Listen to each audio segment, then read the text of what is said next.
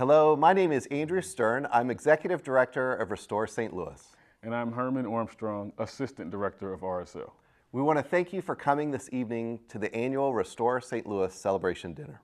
Yes, we're excited for you all to join us as we reflect on God's goodness through our 7 ministries. We want to especially thank Dent Wizard and Midland States Bank for their support. Again, thank you all for coming and enjoy the night. We're glad you're here. Thank you. Thank you. A, the city needs Jesus more than anything else. And B, we as his people need to be in the city, loving and creating community and making opportunities for those who don't have it. Our mission is that we work with at-risk youth, ages 12 to 18. Our goal is to teach them the masonry skill of tuck pointing. Our clients are the low-income homeowners in the city of St. Louis. If they meet that income requirement, we give them a free tuck pointing job on their home. All people, all human beings are made in the image of God. They have emotion, they have intellect, they have will. So they deserve to be treated as full human beings simply because they draw breath. The mission of Firm Foundation Tutoring is to reach children and youth from at-risk communities and to basically help them to grow and develop into the people who God has made them to be by pairing them with other people in relationship, and so through that context of relationship.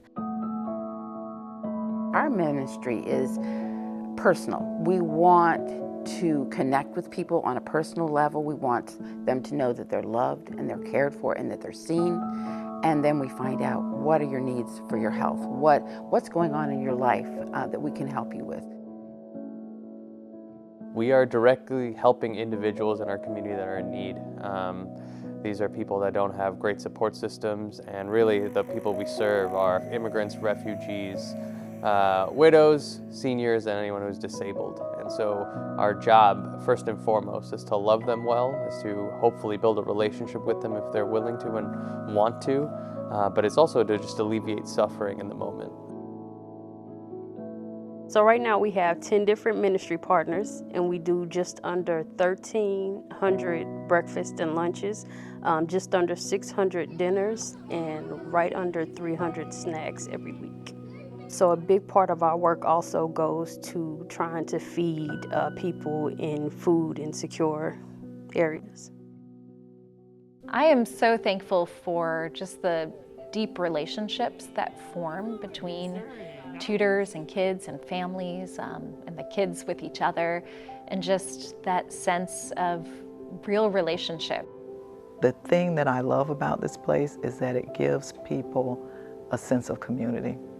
That in a time when the image of the church is dwindling in many of our communities, that our families know that they can come to the Freedom School and people care about them, what's happening to their families, and they understand that we're committed, that we're not just able to wrap our arms around them physically with food and clothing and counseling and recommendations of where to get a job and sometimes even cars that they need, but that we're also able to provide family. I had a young man who talked about how he was getting his life together and then he had made a poor decision. His child had to go back to the mother's on drugs, and now the mother had the child taken away because of her drugs. So now he's not able to see his daughter. He's not able to talk to his daughter because she's in the custody of the state. But he had a space where he wasn't a criminal. He wasn't a bad person. He was a dad who couldn't talk to his daughter. That's relational. Relating to people is dignifying them, and we're able to build relationships and give dignity to people that they deserve. There's so much violence and stuff going on, in the school system in these kids' lives. And these kids bring this, they bring these issues, they bring these situations, they bring these problems to Harambe.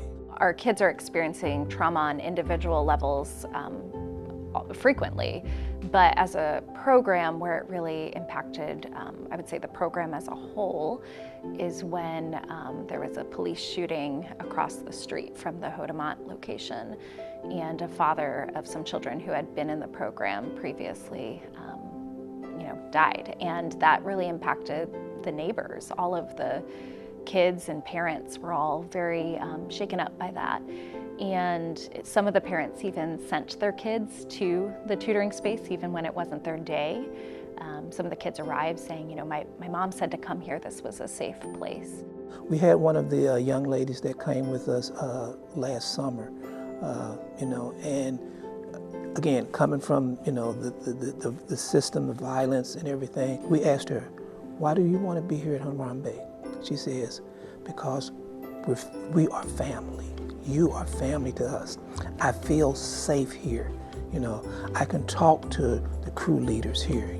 She says, I am not judged here. I can afford to be myself. And she felt the love of, not only the crew leaders, but the love of God. We want to make the people we serve our best friends. Sometimes, even for ourselves, that's really hard to do. There's age gaps, socioeconomic gaps, just cultural gaps, and really that's probably the hardest thing to do, that we actually want to build long-standing, deep relationships with them. And then secondary is to get them plugged into church. We believe the local church is the answer. I think one of the biggest things that I've learned in my time with Firm Foundation is how God uses humble circumstances.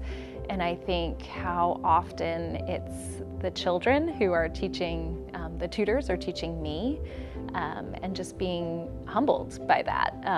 I think it can be easy to think, that we're coming here to do good and to teach and all of those things. But often it's the other way around, that we're on the receiving end. And it's just, it's just great to see the Lord working in that way, to be willing to accept what He has to teach us through the children, quite honestly. What I learned about God through the process of being in Ume Talisha, and even being the director of Ume Talisha, is that what I have in mind for myself, the limits I put on myself, restraints I put on myself, that God doesn't have those same limits, and His thoughts aren't as small as mine. What I've learned about how God works in the world is He works through us. And that's very exciting, and it's just a little scary sometimes. And I think about the times where I thought, oh Lord, that sounds a little bit scary. I don't really think I want to do that. And then I've seen that God said, go ahead and do it. And I did it, and I was just like, thank you, Lord. Thank you so much that you sent me out to do that, that you let me do that, that you let me be a participant. So that's what I get excited about, is that God uses us. God knows nothing is too big for Him. There's no circumstance or situation that we're going to face, that's going to be too big for God. This is His ministry. This is not New City's ministry, This is not RSL's ministry. This is not Jeffrey's ministry. This is God's ministry.